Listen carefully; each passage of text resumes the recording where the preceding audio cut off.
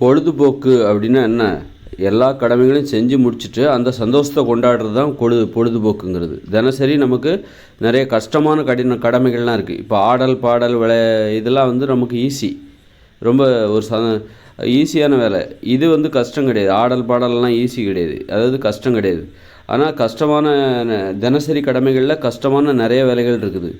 என்னென்னா வீட்டை சுத்தமாக வச்சுக்கிறது, அல்ல தொழில் உழைப்பு, ஒரு வேலை செய்கிறது, தொழில் உழைச்சி நமக்கு தேவையான பணத்தை சம்பாதிக்கிறது, இப்படி கஷ்டமான வேலைகள் தினசரி நமக்கு இருக்குது. அந்த கஷ்டமான வேலைகள் எல்லாத்தையும் முடித்ததுக்கு அப்புறமா அந்த சந்தோஷத்தை கொண்டாடுறதுக்கு பேர் தான் பொழுதுபோக்கு.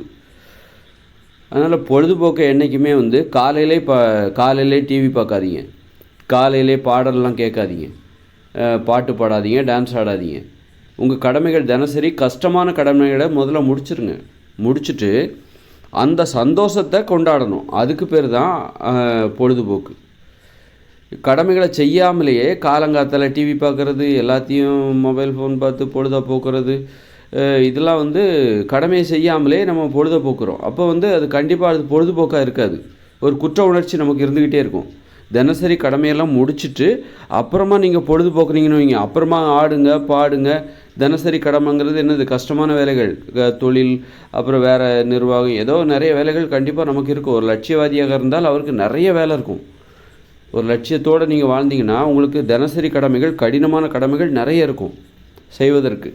அப்போ அதையெல்லாம் முடிச்சுட்டு அந்த சந்தோஷத்தை தான் நீங்கள் கொண்டாடணும். ஆடுங்க பாடுங்க.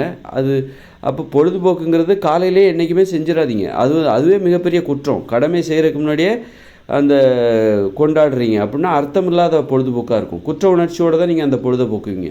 நீங்கள் காலையிலே எழுந்திரிச்ச உடனே மொபைல் ஃபோனில் படம் பார்க்குறது, டிவி பார்க்குறது, இது மாதிரி பண்ணிங்கன்னா அது ஒரு குற்ற உணர்ச்சியாக தான் இருக்கும். குற்ற உணர்ச்சியாக என்னடா ஒரு குழப்பம், அது ஒரு குழப்பம். மனுஷங்க எப்படி வாழணும்னு தெரியல, அவங்க குழம்பி போய் கிடக்குறாங்க. எப்படி பொழுதுபோக்கணும்? பொழுதுபோக்குவதற்கான முறை இது தான். உங்கள் கடமையை முடிச்சுட்டு தான் நீங்கள் பொழுதுபோக்கணும், அந்த சந்தோஷத்தை கொண்டாடணும். தினசரி வாழ்க்கையில் நமக்கு ஒரு கடமை இருக்குது. அந்த கடினமான கடமைகள்லாம் இருக்குது, செய்வதற்கு கடினமான கடமைகள். அதெல்லாம் காலையிலே ஆரம்பிச்சிடணும். காலையில் எழுந்த உடனே 5 மணிக்கு 6 மணிக்கு எழுந்திருக்கீங்களா, 7 மணிக்கே இந்த தொழில் தான் இருக்கிறதுலே நமக்கு கடினமான கடமை. அந்த தொழிலை காலங்காத்தாலே செய்ய ஆரம்பிச்சிடணும். இன்றைக்கி என்னடானா 9 மணிக்கு 10 மணிக்கு ஆஃபீஸ் திறக்கிறாங்க. தொழிற்சாலைகள்லாம் 9 மணிக்கு 10 மணிக்கு ஆரம்பிக்கிறாங்க. ஆனால் எழுந்தது எப்போ? காலையில் 6 மணிக்கு 5 மணிக்கு எழுந்திருக்கிறாங்க.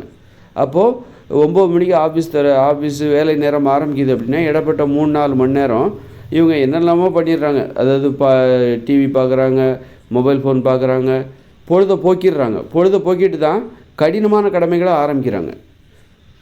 அப்போ அந்த வேலையை செய்ய முடியாது.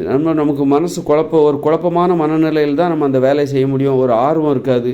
காலங்காத்தாலே மொபைல்லாம் பார்த்துட்டு டிவியெல்லாம் பார்த்துட்டு நீங்கள் அப்புறமா நீங்கள் வேலையை தொடங்குனீங்க. கடினமான வேலை, தினசரி கடமைகளில் நீங்கள் செய்ய வேண்டிய கடினமான வேலைகளை அப்புறமா நீங்கள் செய்கிறீங்கன்னு வச்சுங்க. காலங்காத்தாலே பொழுதெல்லாம் போக்கிட்டு நல்லா ஜாலியாக பாடு, அதாவது படம் பார்த்துட்டு டிவி பார்த்துட்டு அப்புறமா காலையில் நீங்கள் உங்கள் கஷ்டமான கடமைகளை செய்கிறீங்கன்னு வச்சுக்கோங்களேன். தொழில் செய்கிறீங்க, ஒரு வேலை செய்கிறீங்க, ஆஃபீஸில் போய் ஒர்க் பண்ணுறீங்க அப்படின்னா உங்கள் மனசில் ஒரு ஆர்வமே இருக்காது. ஒரு சோம்பேறித்தனமாக இருக்கும், ஒரு குழப்பமாக இருக்கும், ஒரு ஈடுபாடே இருக்காது. அந்த வேலையில் ஒரு ஈடுபாடே இருக்காது. அதனால் பொழுதுபோக்கை எப்படி கடைபிடிப்பது? இப்போது பல் விளக்கணும் அப்படின்னா குளிக்கணுங்கிறத காலையில் எழுந்துச்சுன்னா பண்ணணும். வேலைக்கெல்லாம் போயிட்டு வந்தால் பல் விளக்குவீங்க?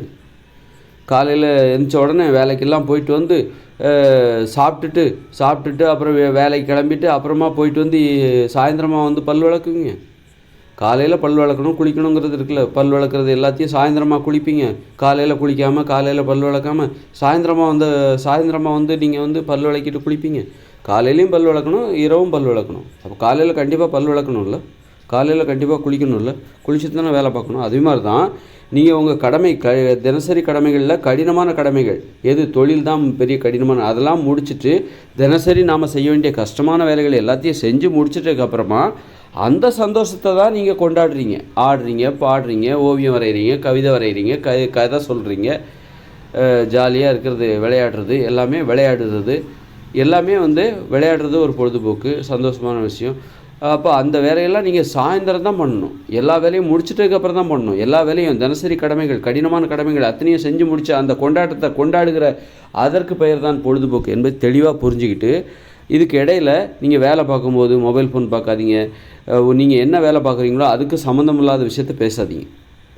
நீங்கள் வேலை பார்த்துக்கிட்டே சினிமாவை பற்றி பேசுகிறது, அரசியலை பற்றி பேசுகிறது, கிரிக்கெட்டை பற்றி பேசுகிறது, விளையாட்டை பற்றி பேசுகிறது, வேலைக்கு சம்மந்தம் இல்லாத விஷயத்தை பேசுகிறது, இது எல்லாமே அந்த வேலையிலேருந்து நீங்கள் தப்பிக்கிறீங்க. அந்த வேலையை ஏற்படுத்துகிற அழுத்தத்திலிருந்து நீங்கள் தப்பிக்க முயல்கிறீர்கள்.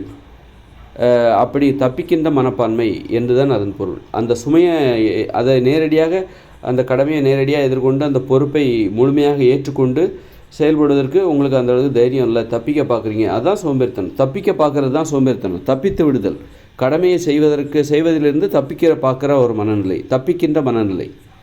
கடமையை செய்வதிலிருந்து தப்பிக்கின்ற மனநிலை, அதுதான் சோம்பேறித்தனம்.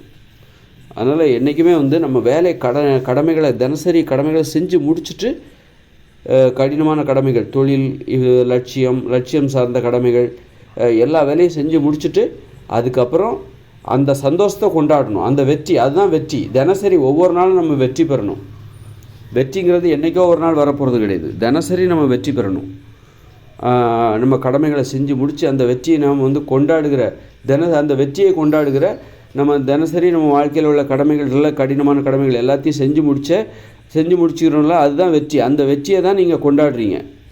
பொழுதுபோக்கு அப்படிங்கிறது என்னது? வெற்றியை கொண்டாடுகிற ஒரு கொண்டாட்ட நிகழ்வு தான் பொழுதுபோக்கு, விளையாட்டு எல்லாமே என்பதை தெளிவாக புரிஞ்சுக்கிட்டு, அதனால் பொழுதுபோக்குவதில் ஒரு கட்டுப்பாடு இருக்கணும். காலங்காத்தாலே மொபைல் ஃபோன்லாம் பார்க்கக்கூடாது. மொபைல் ஃபோன், டிவி பொழுதுபோக்கக்கூடாது. படம், சினிமாலாம் பார்க்காம விளையாடாமல் காலங்காத்தாலே நம்ம கடினமான வேலைகள் எதெல்லாம் இருக்கோ அதெல்லாம் செஞ்சு முடிச்சுட்டு இன்னைய கடினமான கடமைகள் எல்லாத்தையும் நம்ம செஞ்சு முடிச்சிட்டோம், நாம் வெற்றி பெற்று விட்டோம், அந்த வெற்றியை நாம் கொண்டாடுவோம் அப்படின்னு சொல்லிவிட்டு நீங்கள் மற்றவங்களோட சேர்ந்துட்டு ஆடுங்க, பாடுங்க, அந்த வெற்றியை கொண்டாடுங்க, விளையாடுங்க, அந்த வெற்றியை கொண்டாடுங்க. இதுதான் பொழுதுபோக்கை கடைபிடிப்பதற்கான வழிமுறை.